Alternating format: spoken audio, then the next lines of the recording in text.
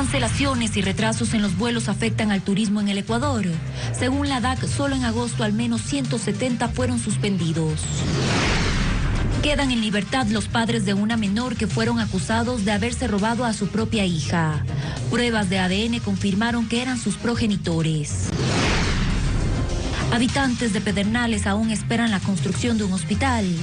17 meses después del terremoto aún reciben atención médica en carpas. Puerto Rico atraviesa la peor crisis de su historia tras el paso del huracán María.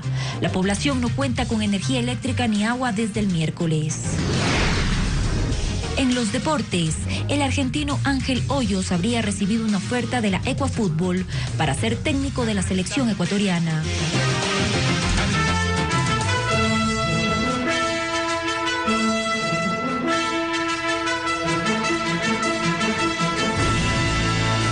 Las noticias en Televistazo con María Isabel Carminiani.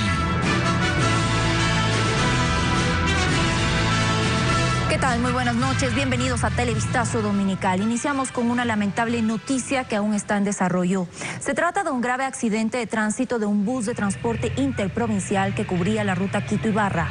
Según información del ECU 911, al momento 11 personas habrían fallecido, de acuerdo a los reportes preliminares. El bus de la cooperativa San Gabriel se habría volcado luego de perder pista en la vía Panamericana en el sector González Suárez, ubicado en el cantón Otavalo. Al momento, paramédicos del Ministerio de Salud se encuentran atendiendo a los afectados de este suceso. Se desconocen cuántas personas están heridas y en la unidad viajaban al menos 40 pasajeros. En otro tema, las cancelaciones y los retrasos en los vuelos internos que se han agravado en las últimas semanas causan afectaciones en el turismo en el Ecuador. Solo en el mes de agosto, al menos 170 vuelos fueron suspendidos. Carla Delgado nos tiene este reporte. Desde hace 5 meses, las cancelaciones y los retrasos de los vuelos nacionales han provocado que esta agencia de turismo del norte de Quito pierda más del 40% de sus clientes del extranjero, según indica su gerente, Henry Montes de Oca. Nuestros clientes del exterior no quieren trabajar con nosotros por este problema de las aerolíneas. Agrega que aunque no es un problema ocasionado por la agencia, la cancelación de un vuelo retrasa todo un tour y los gastos adicionales por estos inconvenientes tienen que ser asumidos por la operadora, como sucede en esta agencia que oferta tours a la Amazonía. Giselle Skyers es vendedora en el lugar. Explica que ante las frecuentes cancelaciones de vuelos al Lago Agrio, la empresa hizo una inversión que no estuvo contemplada para asegurar la transportación de los turistas desde Quito. Tuvimos que comprar buses, que son bastante caros, eso implica el mantenimiento de los buses, el pago a los choferes. Para Richard Dávila, presidente de la Asociación Nacional de Operadores de Turismo Receptivo Optur, estos inconvenientes afectan a la imagen turística del Ecuador. Vemos con mucha preocupación el sector turístico porque el presente es lo que se va a manejar en el futuro. Si tenemos un presente con cancelaciones, con problemas de retrasos, eso se conoce en todo el mundo. Según información proporcionada por la Dirección de Aviación Civil, solo en agosto de este año las 3 líneas aéreas que operan internamente programaron 2.600 vuelos nacionales. De ellos, 360 se retrasaron y 174 fueron cancelados. Marcos Ubía, presidente de la Asociación de Representantes de Líneas Aéreas AERLAE, asegura que las cancelaciones de vuelos por mal tiempo o por origen técnico siempre han existido. Sin embargo, explica por qué esta vez los inconvenientes se han agudizado. Porque la empresa TAME está pasando por una situación delicada respecto de su flota de aviones. Entonces, si el mayor operador de vuelos domésticos en el Ecuador está pasando por una situación delicada en lo que tiene que ver a sus aeronaves, entonces obviamente el porcentaje de cancelaciones o de retrasos se va a incrementar. Solo el viernes pasado, TAME canceló 10 vuelos. Solicitamos a TAME una entrevista para hablar sobre los inconvenientes de los vuelos, sin embargo nos respondieron mediante correo electrónico. Aseguran que un avión está conformado por más de 200 computadoras, que como es de conocimiento general, son susceptibles a fallar. A pesar del cumplimiento de sus mantenimientos continuos, hay problemas superables y que sí permiten que el avión cumpla con sus itinerarios, pero hay otros que son imperativos para que el vuelo no pueda realizarse. Por esta razón, los retrasos, las demoras, las suspensiones o las cancelaciones de los vuelos son inevitables en cualquier aerolínea del mundo. Además, aclaró que la aerolínea tiene 14 aviones aviones y que no todos están operativos. Sin embargo, no especificó cuántos están fuera de servicio. Para el ministro de Turismo, Enrique Ponce de León, quien es además el delegado del presidente Lenín Moreno ante el directorio de TAME, la situación de la aerolínea estatal es más compleja. Al momento, la mayor parte de incumplimientos entiendo yo que se da porque no hay equipos suficientes. La demanda es mayor que el número de equipos. Las frecuencias son mayores que el número de equipos. Hay equipos que están descompuestos, hay un problema de conectividad, un serio problema de conectividad. Sin conectividad no hay turismo. No habló de plazos, sin embargo aseguró que se busca una pronta solución. Ahora les contamos que los habitantes de Pedernales, una de las poblaciones más afectadas por el terremoto, continúan recibiendo atención médica en carpas. A esto se suma la falta de una ambulancia y medicamentos. Fernando Monroy estuvo en el lugar y nos tiene los detalles. Veamos. En las calles de Pedernales aún se sienten los estragos del terremoto. Han pasado 17 meses de esta tragedia y todavía faltan edificios por demoler y sus habitantes siguen esperando la construcción de un hospital. En el subcentro de salud los pacientes son atendidos en carpas. Hay una sala de emergencia, partos y de espera y entre semanas se ayudan con una unidad móvil. Los pobladores se quejan de que cuando se presentan varios casos de emergencia al mismo tiempo, el centro médico no se abastece. Tienen una ambulancia fija y en ocasiones disponen de la de Jama, un cantón a 50 minutos de Pedernales. Si va muy grave el paciente, pues se le tiene una colchoneta atrás en la camioneta y va en la camioneta atrás. La falta de medicinas también es otro problema. Nelson Hidrobo tiene 50 años y también diabetes. Ya tengo un mes aquí viniendo a ver pastillas, no hay por ahí. Y nosotros tenemos que tratar de conseguir por fuera lo que podamos, y ahí nos avanza la enfermedad. El encargado del subcentro, Paul Marquínez, señaló que cuentan con medicamentos básicos, pero que quienes padecen enfermedades graves tienen que esperar que se cumpla un proceso. Nosotros somos una unidad operativa del centro de salud, tipo B, que obviamente por el tipo de medicación que llega es diferente. Hay enfermedades o patologías que necesitan medicación de hospitales. Pedernales espera un hospital por años. Después del terremoto llegaron promesas de que se lo va a construir para atender a este cantón de más de 30.000 habitantes. El monto presupuestado es de cerca de $23 millones y tendrá 30 camas. Así lo señaló el secretario técnico del Comité para la Reconstrucción, Carlos Bernal. 17 meses es un tiempo para realizar estudios, para saber por qué se cayó el anterior hospital y para generar un nuevo proyecto y para luego postularlo. Proyectos de hospitales que soporten sismos en la escala de 8 de Richter. Cuando los pacientes necesitan hospitalización, son llevados a Chone o Bahía, donde se han construido hospitales de contingencia. El hospital de Chone cuentan con quirófanos, salas de parto, cuidados intensivos, entre otras cosas. El terremoto dañó el 25% de sus equipos. No cuentan con un tomógrafo, por lo que los pacientes deben viajar 1 hora al hospital de Portoviejo para realizarse ese tipo de exámenes. Para el médico y ex legislador manabita Leonardo Viteri, la construcción de los hospitales debe ser prioridad. Porque se han administrado casi $4.000 millones, súmele todo, $4.000 millones y no tenemos hospital, por Dios, que es lo principal, pues. Mientras tanto, los habitantes de estos cantones esperan que se cumplan las obras de reconstrucción de hospitales. Recobran la libertad los padres de una menor que fueron acusados de secuestrar a su hija en Guayaquil. Permanecieron más de 2 meses en prisión y la niña fue enviada a una casa hogar donde estuvo separada de sus familiares. Las autoridades aún no se han pronunciado sobre este caso. Fernando Monroy con los detalles de esta errónea detención. Salieron de la prisión y se abrazaron. Esta pareja de esposos permaneció detenida por más de 70 días, acusados de secuestrar a una niña de 8 años. Abandonaron la penitenciaría del Litoral luego de que las pruebas de ADN confirmaron que la menor es su hija, según lo explicó Jackson Vera, abogado de los padres de la menor. Nunca debió haberse hecho lo que se hizo en contra de estas personas porque no había prueba alguna que determine de que la niña que pensaban que era secuestrada sea esa menor que buscaban. Todo comenzó la noche del 12 de julio durante el operativo policial denominado La Esperanza, en el que los uniformados detuvieron a los padres de la pequeña y a otras 3 personas en el populoso sector de Flor de Bastión, en el noroeste de Guayaquil. La menor fue supuestamente rescatada tras la denuncia de una mujer que decía ser la verdadera madre y que se le habían robado cuando tenía 21 días de nacida. La niña fue llevada a la casa hogar Inés Chambers. Su familia denuncia que en todo ese tiempo no han podido ver a la menor. Su madre pide que se la devuelvan. Que se haga justicia. Porque quiero a mi hija. Mire, como ve, yo vengo saliendo de aquí, pero mi hija todavía no la tengo conmigo. No la tengo en mis brazos y es lo que más me duele, no tener a mi hija. Ahora los verdaderos padres de la niña no descartan impulsar una demanda en contra del Estado por el error en su detención. Hasta el momento la policía no se ha pronunciado sobre estos hechos. Condenan a 40 años de prisión a un tercer implicado en el asesinato de las jóvenes argentinas María José Coni y Marina Menegaso en Montañita. La familia del condenado protestó por la sentencia, la que aseguran es producto de la presión internacional. Es la reacción de los familiares de José Luis Pérez Castro tras conocer la condena de 40 años que se le impuso por el asesinato de las turistas argentinas María José Coni y Marina Menegaso. El crimen de las jóvenes ocurrió en Montañita en febrero de 2016. Este es el tercer implicado en el caso que recibe sentencia. Su familia protestó tras la decisión de los jueces. Somos 30, se lo juro.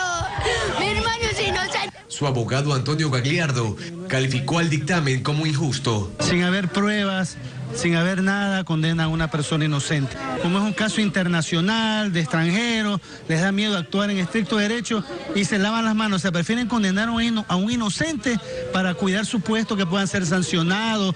El fiscal César Peña se refirió a la sentencia del último implicado en el caso, que conmocionó a Ecuador y Argentina. Lo sentenciaron a la condena de 40 años de privación de libertad, tomando en cuenta las circunstancias por las cuales se cometieron este delito.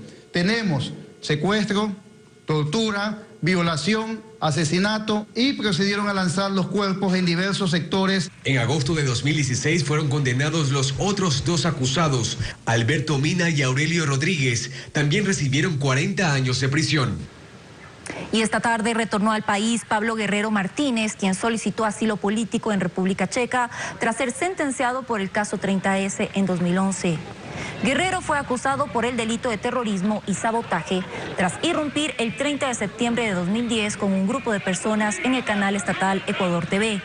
El también ex candidato presidencial por la desaparecida Concertación de Fuerzas Populares, CFP, residía en República Checa desde hace 5 años. La justicia determinó la prescripción de la causa en su contra. Segmento Internacional es presentado por...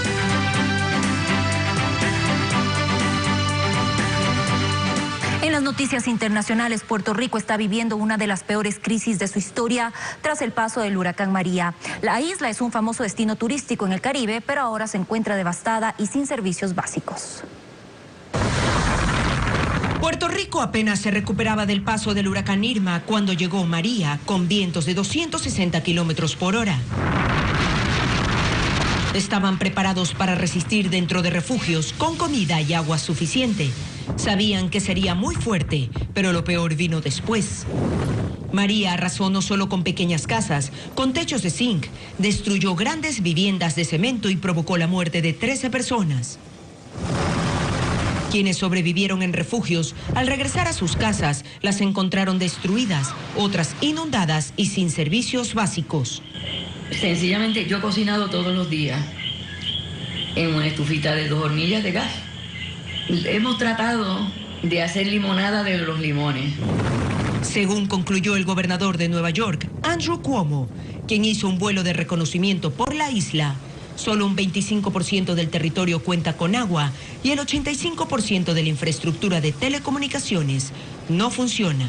Puerto Rico fue muy golpeado por la tormenta María, como todo el mundo sabe. El gobernador Rosselló de Puerto Rico me hizo una solicitud oficial anoche como gobernador de Nueva York para ayudar a Puerto Rico. El gobernador Rosselló no tenía que pedirla porque sabe que Nueva York y la comunidad puertorriqueña somos una familia. Pero el riesgo más grave surge de las grietas detectadas en la represa de Oaxaca, que obligó a evacuar los pueblos de Quebradillas e Isabela al noroeste de la isla. Para Puerto Rico, desde hace mucho tiempo afectado por una grave crisis económica, el camino hacia la recuperación va a resultar muy largo y doloroso. El terremoto de 7.1 grados que sacudió México deja ya 318 muertos. Sin embargo, la ayuda continúa. Además del trabajo de los rescatistas, el aporte de los voluntarios y las donaciones, decenas de mariachis han decidido sumarse a esta causa. México se pone en pie al ritmo de los mariachis. Reunidos en la Plaza del Garibaldi, más de 100 elementos entonan canciones a cambio de donaciones. En estos acontecimientos de sismos que hemos tenido, pues también queremos ayudar. Así se reciben medicinas, víveres y herramientas que sirven para ayudar en esta emergencia. Esta pareja tenía planificado su matrimonio esta semana, pero debido al terremoto no pudieron llevar a cabo la ceremonia en el lugar decidido. Y a pesar de la catástrofe, optaron por casarse en este parque, que ahora funciona como refugio. Nos acabamos de casar hace un rato por el civil, pero no esperábamos que hubiera un temblor, entonces pues no pudimos cancelarlo y hoy fue nuestra boda. El sábado, un nuevo sismo de magnitud 6,1 despertó nuevamente la alarma en Ciudad de México. No dañó edificios, aunque sí hubo deslizamientos de tierra en sitios afectados por el temblor del martes. También provocó la muerte de 2 personas por infartos. Ese mismo día en Oaxaca se registraron 2 temblores de 6,1 grados y de 5 grados, que derrumbaron varias casas, y un puente que ya estaba en mal estado, tras el terremoto del pasado 19 de septiembre. Las Fuerzas Armadas de México, quienes lideran las acciones de ayuda, reportan el rescate de 115 personas, pero también aseguran que ya son 319 los fallecidos por el terremoto en todo el territorio nacional. Y a continuación veamos más noticias del mundo en el siguiente resumen de Eliana Suárez. El ministro de Relaciones Exteriores de Corea del Norte, Ri Yong-ho, afirmó en su discurso ante la Asamblea General de la ONU que un ataque de misiles de Corea del Norte contra Estados Unidos es inevitable. El diplomático calificó al presidente estadounidense Donald Trump como un trastornado mental que está repleto de megalomanía. Mientras tanto, bombarderos de la Fuerza Aérea estadounidense, escoltados por aviones de combate, sobrevolaron aguas internacionales al este de Corea del Norte, en una demostración de las opciones militares de las que dispone Washington. Este domingo se produjo un tiroteo en una iglesia de Tennessee, Estados Unidos. El incidente dejó como saldo a una mujer fallecida y 8 heridos. El atacante, un hombre de 25 años, cuya identidad aún se desconoce, no parece tener ninguna relación con la iglesia y no saben los motivos que lo llevaron a cometer el crimen. La canciller alemana Angela Merkel obtuvo un 4º mandato en las elecciones legislativas de este domingo. Aunque Merkel ganó, deberá formar alianzas para poder gobernar, pues la extrema derecha consiguió un espacio significativo en el Parlamento por primera ocasión desde la Segunda Guerra Mundial. Tras conocerse los datos, Merkel reconoció que esperaba un mejor resultado, pero adelantó que trabajará para recuperar los votos perdidos y poder formar un gobierno. El presidente Donald Trump reemplazó este domingo su polémico veto migratorio a 6 países de mayoría musulmana, que expiró hoy. Mediante decreto, Washington impone restricciones a 8 naciones, entre las que incluye a funcionarios de Venezuela. Esta orden tiene la finalidad de mejorar los procesos de vigilancia e impedir la entrada a Estados Unidos de terroristas u otras amenazas a la seguridad pública. Los países afectados por la nueva medida son Irán, Libia, Siria, Yemen, Somalia, Chad, Corea del Norte y Venezuela. Entrará en vigor el próximo 18 de octubre. Seguimos con más y en la información deportiva, Emelec consiguió un importante triunfo ante Deportivo Cuenca, mientras que Fuerza Amarilla jugó con reservas ante el Nacional, ya que sus futbolistas principales no se presentaron al partido. Daniel Navas con lo mejor de la fecha de este torneo. Con goles de Ayrton Preciado y Pedro Quiñones, Emelec venció 2-0 a Deportivo Cuenca por la fecha 11 del Campeonato Nacional. Los azules se ubican 2 puntos por debajo de los azuayos con un partido pendiente. Mientras que en Quito el Nacional no tuvo piedad de Fuerza Amarilla y lo goleó 6-0. El equipo orense se presentó al cotejo con futbolistas del equipo de reserva, debido a que los jugadores principales decidieron no presentarse por falta de pagos. Nosotros ayer vinimos a jugar contra Nacional con la 16, con la 18, con reserva, y de pronto nos encontramos en el camino de que el primer equipo no viajaba, nos tuvimos que quedar y asumir una responsabilidad que de pronto hasta ese momento no era nuestra. La jornada se cerrará este lunes en el Estadio Monumental con el encuentro entre Barcelona y Delfín. Y este lunes se dará a conocer la nómina de convocados para la selección ecuatoriana de fútbol. El técnico Jorge Célico, encargado por la Federación como estratega tricolor, presentará la lista para los encuentros ante Chile y Argentina, válidos por las 2 últimas fechas de las eliminatorias al Mundial Rusia 2018. Y medios chilenos revelaron que el técnico Ángel Guillermo Hoyos es uno de los candidatos para ser el nuevo entrenador de la selección ecuatoriana. El argentino, quien dirigió al combinado de Bolivia y actualmente es entrenador de Universidad de Chile, recibió una propuesta de la Ecuafútbol para ser el nuevo seleccionador nacional. Bien, así nos despedimos. Les esperamos mañana con la información desde las 6 horas en Televistazo al Amanecer. Que tengan una buena noche y que descansen.